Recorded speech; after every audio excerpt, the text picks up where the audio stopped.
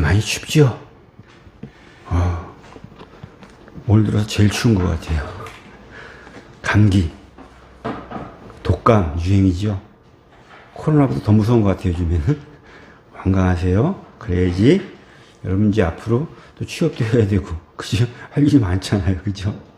그러니까는 건강 잘 지키시기 바랍니다. 자, 오늘 본문은 그 이사야서 1장 1절에 보면 이렇게 되어 있어요. 이 유다왕 우시야와 요담과 아하스와 히스기야 시대 유다와 예루살렘에 관하여 본 계시라고 되어 있습니다. 이 선지자 이사야는 남유다에서 무려 4명이 왕이 통치하는 그 동안에 하나님의 말씀을 유다와 그 예루살렘에 선포한 그런 선지자였습니다. 이 이사야는 목사님께도 여러분들이 들었겠지만은 크게 세 부분으로 나눠질 수가 있어요. 이사야가 상당히 방대해요, 분량이. 그래서 지금 첫 번째 보면 1장에서 39장까지가 첫 부분인데, 여기는 하나님께서 그 범죄한 유다와 그 이웃 나라들의 그 멸망을 선포하고 있습니다. 이 선지서들을 다 읽어보면은 대부분이 다 심판에 대한 이야기들이에요. 무슨 그렇게 하나님 앞에 제들을 많이 졌는지, 하나님께서는 선지자를 통해서 늘 물론 좋은 말씀도 하셨지만 심판에 대한 말씀 참 많이 하셨어요. 여기서도 1장부터 39장까지가 그 이야기입니다. 그리고 두 번째는 이 40장부터 55장, 오늘 본문이 속해 있는 부분인데, 여기는 바벨론에 포로로 잡혀 있는 그 유대 백성들에게 전하는 위로와 희망의 말씀으로 하나님께서 유다 백성들을 그 바벨론 포로 생활에서 벗어나게 하시고 다시 그 유다 땅으로 돌아가게 하신다는 그 예언의 말씀으로 되어 있습니다. 그 부분은 그래서 아주 읽기도 좋고 듣기도 좋습니다. 또 세 번째 부분은 56장에서 66장까지입니다. 여기는 이 포로 생활에서 유다 땅으로 돌아온 그 백성들에게 구원을 선포함과 동시에 또 심판도 더불어서 선포하는 그런 구조로 되어 있습니다. 이 이사야서는 그 예언의 폭이 상당히 넓어요. 그래서 첫 부분은 이사야가 살고 있었던, 생활하고 있었던 그 시대, 활동했던 그 시대를 이야기하고 있고요. 두 번째는 이사야가 죽은 후, 아까 두 번째 부분 이야기하지요. 그 이사야가 죽은 후의 이야기예요. 죽은 후에 그 바벨론 포로 시대의 이야기를 예언을 하고 있는 것이지요. 그뿐만이 아니라 세 번째는 포로에서 해방돼서 유대로 돌아왔잖아요. 그 돌아와서 거기서 그 시대의 생활을 이야기하면서 거기서부터 신약성경 마지막 장이 뭐예요? 요한계시록이죠. 그 요한계시록에서의 그 말씀, 새 하늘과 새 땅을 말씀하면서 그 마지막 때의 심판 이야기도 다루고 있어요. 그러고 보면은 이사야서는 보면은 구약 시대 때부터 신약 시대까지 아우르는 그런 예언을 아주 폭넓게 하고 있는 그런 책이 바로 이 이사야서예요. 그래서 복음서에서 주로 구약의 말씀들을 많이 인용해서 쓰고 있잖아요. 가장 많이 이용된 말씀이 바로 이 이사야서입니다. 그래서 이사야서가 가장 많이 신약 성경에 나타나고 있지요. 이러한 이사야서의 구조 중에서 두 번째에서도 아주 마지막 부분에 속해 있는 오늘 본문의 말씀, 그 본문의 말씀을 보면서 이 말씀이 현대를 살아가는 우리에게는 어떠한 말씀으로 다가오고 있는가를 오늘 살펴보려고 하는 거예요. 오늘 본문은 회복되어서 유대 땅으로 돌아갈 백성들에게 하나님을 찾고 하나님을 부르라 라는 권유의 말씀으로 시작을 하고 있습니다. 그래서 6절을 보면은 너희는 여호와를 만날 만한 때에 찾으라, 가까이 계실 때에 그를 부르라 라고 하고 있습니다. 여기에서 너희라고 부르고 있는데 이 너희는 누굴까?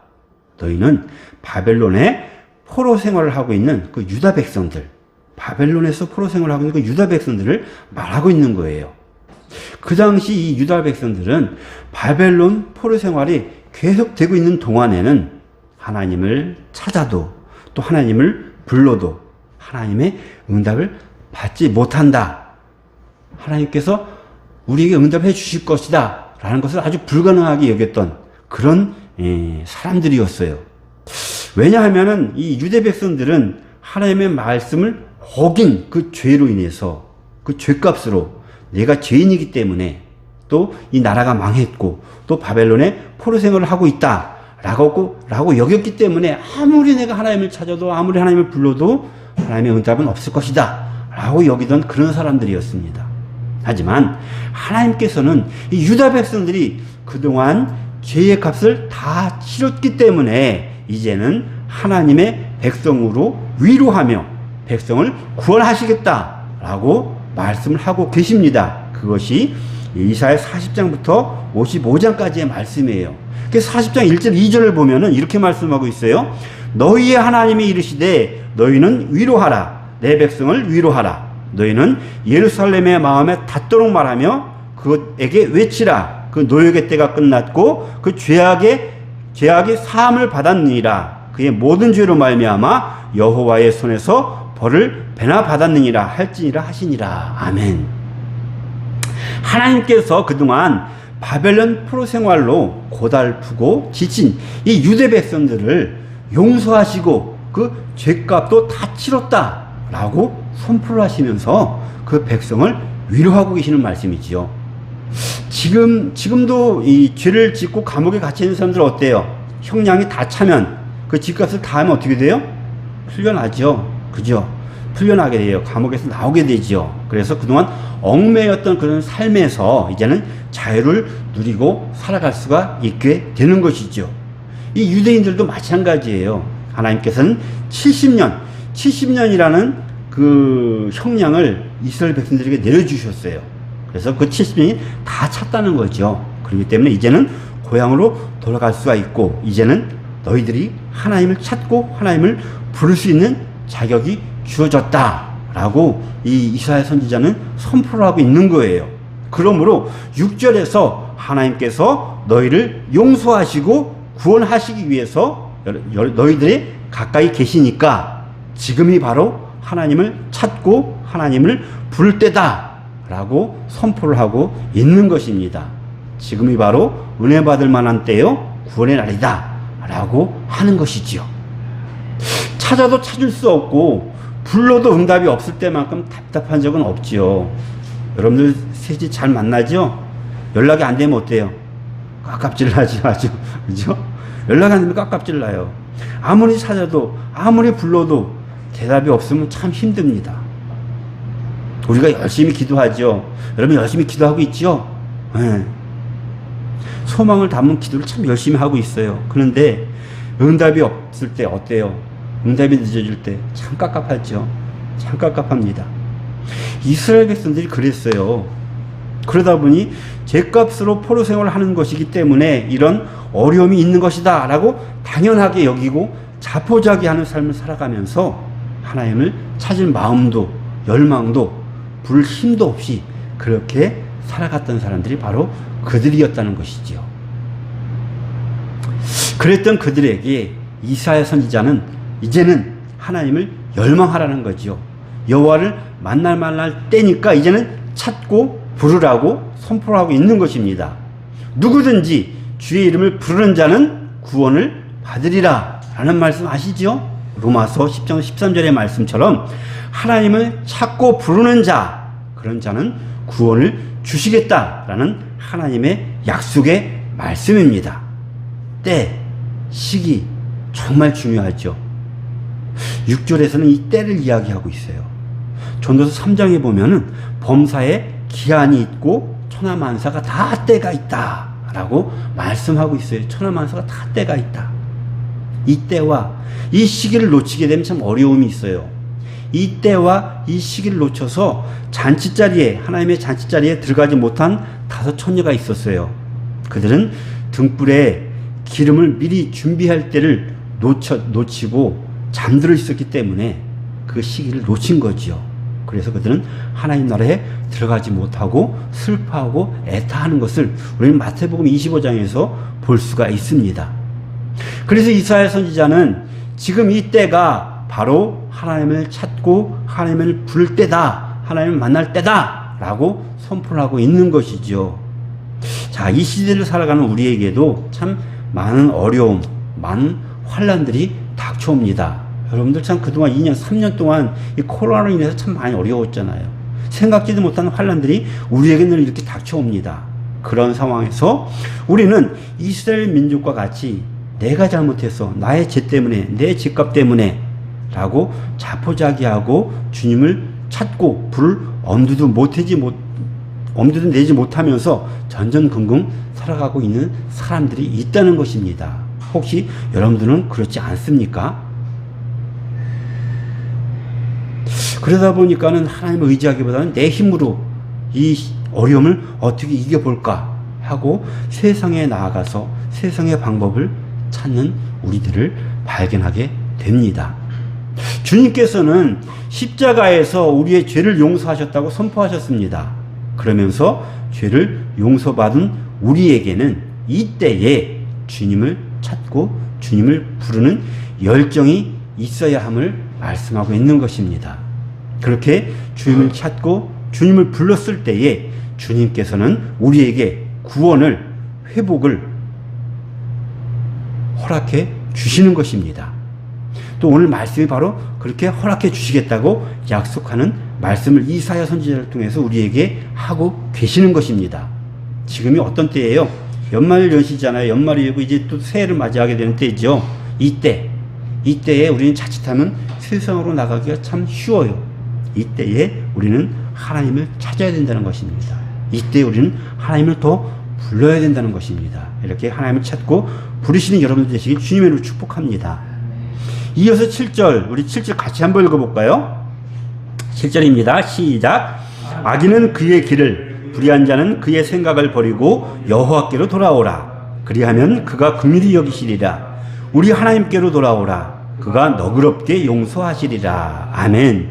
이 말씀은 죄인들도, 즉 세상 모든 사람들에게 하나님께로 돌아와라 라는 그런 외침입니다. 아무리 악한 죄를 지은 사람이라 할지라도 하나님께로 돌아오면 하나님께서 긍휼히 여겨주시고 그 죄를 용서해 주시겠다라는 참 어마어마한 그런 말씀입니다. 돌아오다라는 말은 히브리 언어로 슈브예요. 슈브. 어서 들어봤죠? 네. 이는 가던 길을 돌이키라는 것입니다. 가던 길을 돌이키라. 즉 유턴하라는 거죠. 유턴. 이것이 바로 회개입니다. 이 슈브, 우리 교회가 무슨 교회예요? 슈브엘 교회죠. 이 슈브엘 교회의 슈브가 바로 이 슈브예요. 하나님께로 돌아오라는 거죠. 돌아오라. 우리가 운전을 하다 보면은, 운전 다 하지요. 운전하다 보면 어때요? 특히 고속도로 들어섰을 때 잘못 들어서는 경우가 있죠. 나는 서울을 가려고 했는데 잘못해서 부산 가는 쪽으로 들어섰어요. 그럼 어떻게 돼요? 계속 가야 돼요? 서울 가려면 다음 톨게이트 빠져나와서 다시 서울로 올라가야 되죠. 근데 아니야, 이 길로 가면 서울 갈 거야 하고 계속 가면 어떻게 돼요? 고집을 부리면 서울 못 가죠. 부산을 갈까요? 모르겠어요. 서울을 갈 수가 없어요. 내가 가고자 하는 곳은 갈 수가 없다는 거죠. 그럼 어떻게 해야 돼요? 유턴을 해야 돼요. 돌아가야 된다는 거죠. 그죠? 마찬가지입니다. 하나님께서 보시기에 필경은 잘못된 길을 가는 사람들이 참 많이 있어요. 그런데 그 길을 돌이키지 않고 계속 가면 어떻게 돼요? 그 길은 망하는 길이죠. 그 길에서 유턴하라는 거예요. 돌아오라는 거죠. 돌아오라.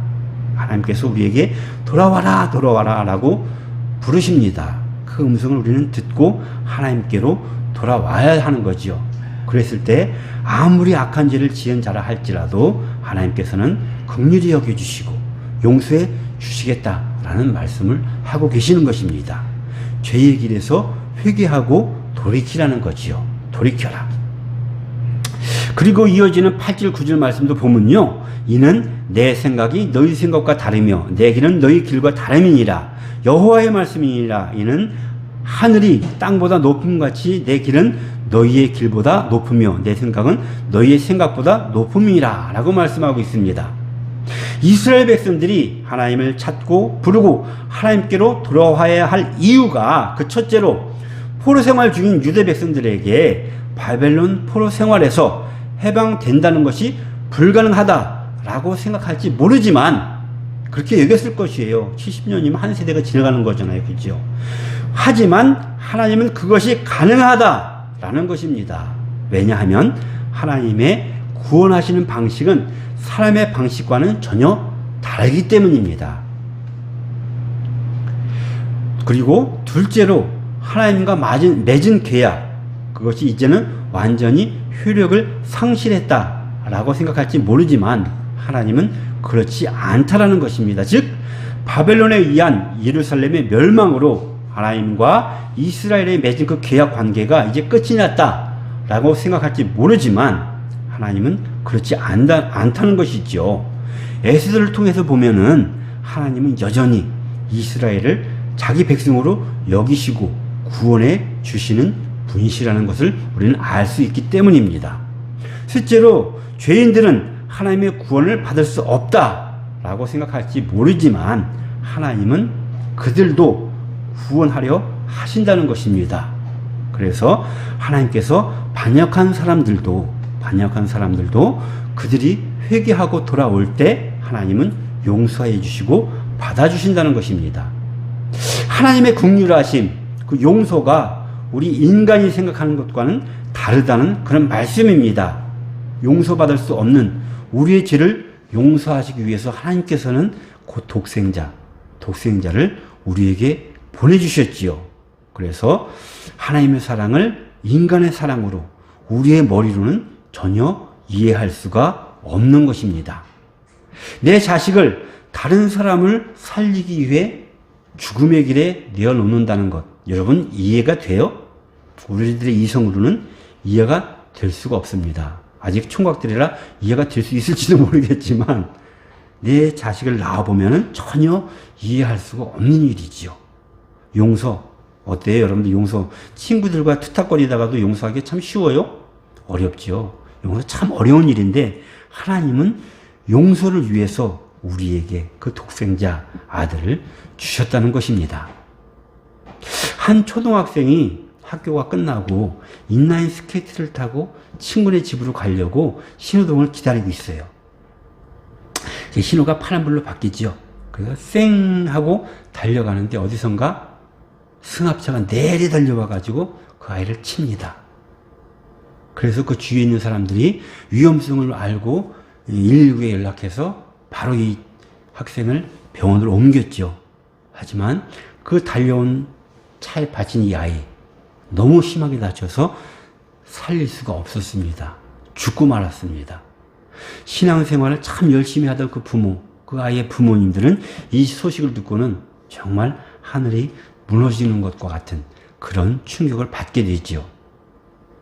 심지어 이 차를 몰았던 사람, 그 대낮이었는데 만취했어요. 술에 취한 사람이었어요.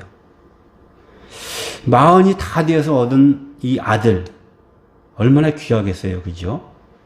아브라함은 100세에 낳은 아들을 하나님께 바치려고 했는데, 요즘 40에 아이 낳는 거 쉽지 않지요. 그죠?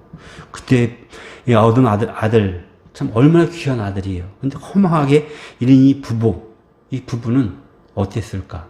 합의도 거부하고 매일 찾아오면서 용서를 구하는 그 가해자와 그 부모님들을 쳐다보지도 않았으며 만나주지도 않았습니다. 그러나 그런 가운데 자꾸 마음 한가운데 용서라는 단어가 생각이 나고 용서해라는 주님의 음성이 들려옵니다. 남편과 이 아내 같은 마음임을 기도 중에 확인을 하게 되죠. 그래서 이 부부는 아무 보상도 받지 않고 합의를 해주고 이 가해자를 용서해 주었다고 합니다. 그 큰 용서에 정말 감복받은 이 가해자는 그 부부가 다니던 그 교회에 등록을 해서 그곳에서 열심히 신앙생활도 하고 열심히 봉사를 하고 남을 도우면서 그 속죄의 삶을 살고 있다라고 합니다. 자, 우리의 삶의 모든 일에는 하나님의 뜻이 있습니다. 큰 슬픔과 큰 고난 가운데서도 하나님이 주시는 그 마음, 그 음성이 귀에 들려올 때 우리는 그 귀에, 그 음성에, 그 마음에 귀를 기울여야 합니다. 그리고 그 마음에, 그 음성에 우리는 순종을 해야 합니다. 그러면 반드시 주님께서 더 좋은 마음을 우리에게 주시고 더 좋은 것으로 우리에게 채워주실 것입니다. 우리에게 잘못한 사람을 용서하여 준 것 같이 우리 죄를 용서해 주시고 라고 여러분들 날마다 주기도문에서 외우고 있지요. 내가 먼저 용서해야 나도 주님께 용서받을 수 있다라는 그런 주기도문이에요. 우리는 아무 생각 없이 그냥 주문하듯이 그냥 외우는데 그런 뜻이 있어요. 내가 먼저 용서하지 않으면 주님께서도 하나님께서 나를 용서하지 않겠다라는 얘기예요. 먼저 용서하시는 저와 여러분들 되시길 주님으로 축복합니다. 스데반은 자기에게 돌을 던지는 자에게 죽어가면서도 저들을 용서해달라고 기도를 하지요. 또 예수님도 마찬가지 십자가에 달려 그 고통을 받으시면서도 저들을 용서해달라고 용서하셨습니다. 사람의 생각으로 이성으로는 이해하기 정말 힘든 일입니다. 하지만 하나님의 생각은 우리의 생각과는 참 다릅니다. 아무리 인간의 머리로 이해한다고 해도 하나님의 생각을 이해할 수는 없습니다. 그런 하나님이시기에 죽을 수밖에 없는 우리도 용서하시고 우리를 회복해 주시겠다라고 구원을 우리에게 선포해 주신 것입니다. 10절을 보면 이른 비와 눈이 하늘로부터 내려서 그리로 돌아가지 아니하고 땅을 적셔서 소출이 나게 하며 싹이 나게 하여 파종하는 자에게는 종자를 주며 먹는 자에게는 양식을 줌과 같이라고 했습니다. 하나님을 찾고 하나님께 돌아올 때 하나님께서는 그 약속하신 말씀을 반드시 이루시겠다라는 말씀입니다. 10절에서 하나님의 말씀을 비와 눈에 비유하고 있죠. 비와 눈이 하늘에서 내려서 생명을 돋게 하고 열매를 맺게 하여 사람에게 음식물을 제공하고 나서야 그 임무를 다하는 것처럼 하나님의 말씀도 하나님의 입에서 나온 뒤에 이 땅에서 그대로 실행이 되었을 때에 그 임무를 다한다는 것이죠. 이것은 하나님의 말씀이 화려한 어떠한 말장난이 아니라 그 말씀은 실제로 벌어졌거나 실제로 앞으로 벌어질 일이다 라는 것을 언급하고 있는 것입니다. 즉 선지자를 통한 하나님의 희망의 메시지는 반드시 그대로 이루어지기 때문에 기대할 만하다. 그렇기 때문에 우리는 하나님을 찾고 하나님을 불러야 한다라는 그런 말씀입니다. 여기서 말씀, 이 말씀은 곧 행동을 수반한다라는 히브리 사상이 반영되어 있어요. 말씀은 행동이 수반이 돼요. 즉 하나님의 말씀은 반드시 이루어진다라는 말씀입니다. 끝절인 13절을 보면 잣나무는 가시나무를 대신하여 나며 화석류는 찔을 대신하여 날 것이라. 이것이 여호와의 기념이 되며 영영한 표징이 되어 끊어지지 아니하리라 라고 하고 있습니다. 하나님께서 유대 땅을 변화시키겠다, 회복시키겠다 라고 선포하시는 것입니다. 유대 땅은 바벨론의 침략으로 인해서 아주 황폐가 되었어요. 성전도 무너지고 성벽도 무너지고 완전히 불타없어졌죠.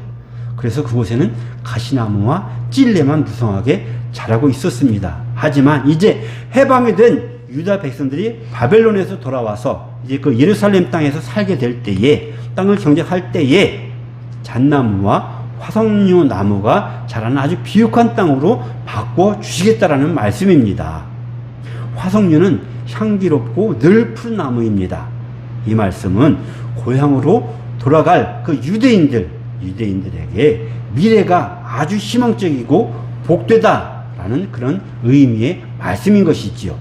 이것이 여호와의 기념이 되며 영영한 표징이 되어 끊어지지 아니하리라라는 말씀과 같이 하나님을 찾고 하나님께 돌아오는 자들에게는 잣나무와 화석류와 같이 희망과 축복이 하나님의 이름으로 하나님의 표징으로 우리에게 주어질 것이라는 말씀입니다. 우리들은 세상을 살아가면서 제한된 눈으로 미래를 보게 됩니다. 그렇기 때문에 현실주의자가 되어서 편견에 사로잡혀서 미래를 아주 부정적으로 생각하거나 자신의 계획대로 이루어지지 않았을 때는 아주 실망하고 좌절을 하게 됩니다. 또한 이 계획대로 일이 추진되었을 때는 잘 되고 있다라고 착각하기도 하고 아주 자기가 잘났다라고 자만하기도 합니다. 우리가 미래를 계획하고 살지만 궁극적으로 그 미래를 이루시는 분, 그분은 바로 하나님이십니다. 하나님은 우리들과는 다른 방식으로 미래를 계획하시고 미래를 펼치실 것입니다. 왜냐하면 그분의 생각과 우리의 계획은, 우리의 방식은 다르기 때문입니다. 그렇기 때문에 잠언서 기자는 이렇게 말씀하고 있어요. 마음의 경영은 사람에게 있어도 말의 응답은 여호와께로부터 나느니라. 사람이 마음으로 자기의 길을 계획할지라도 그 걸음을 인도하시는 이는 여호와시니라. 아멘.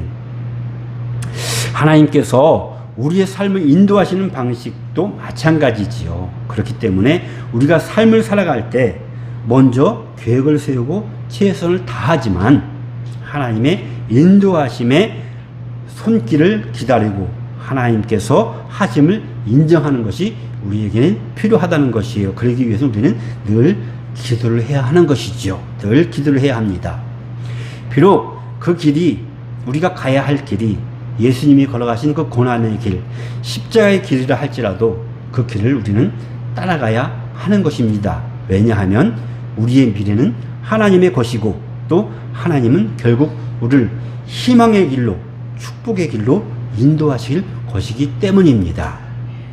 연말연신 이때 하나님께 우리와 가까이 계신 이때에 우리는 하나님께 가까이 나아가야 합니다. 이때를 놓치지 마시고 하나님을 찾으시고 하나님을 부르시고 하나님께로 돌아가는 그런 삶을 사는 저와 여러분들이 되셔서 하나님께서 인도하시는 삶, 그것은 희망의 길입니다.